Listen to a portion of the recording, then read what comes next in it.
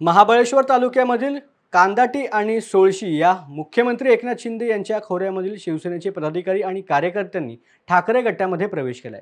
शिवसेना उद्धव बाळासाहेब ठाकरे पक्षाचे उपनेते नितीन बाळगुडे पाटील यांच्या उपस्थितीमध्ये साताऱ्यामधील विश्रामगृहामध्ये शिवसैनिकांचा पक्षप्रवेश झाला असून मुख्यमंत्री एकनाथ शिंदे यांना हा मोठा धक्का मानला जातोय। महाबळेश्वर तालुका हा शिवसेनेचा पहिल्यापासूनच बालेकिल्ला राहिला आहे। शिवसेनेवर सर्वसामान्य लोकांचा विश्वास आहे, महाबळेश्वरकरांचाही विश्वास आहे।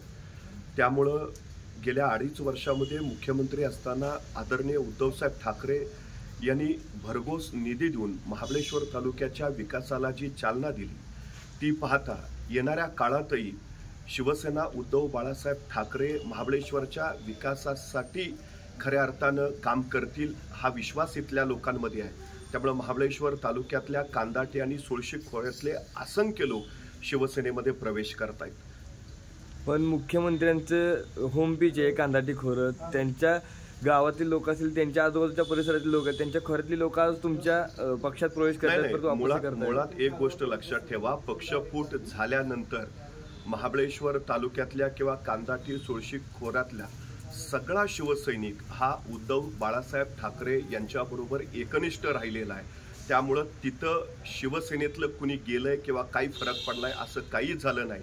शिवसेना जशी आहे तशीच होती, किंबहुना आता तिथं शिवसेना अधिक वाढते आहे।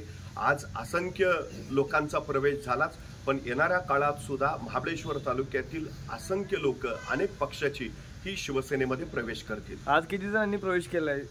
आज साधारणपणे 18 ते 20 लोकांनी शिवसेनेमध्ये प्रवेश केलाय।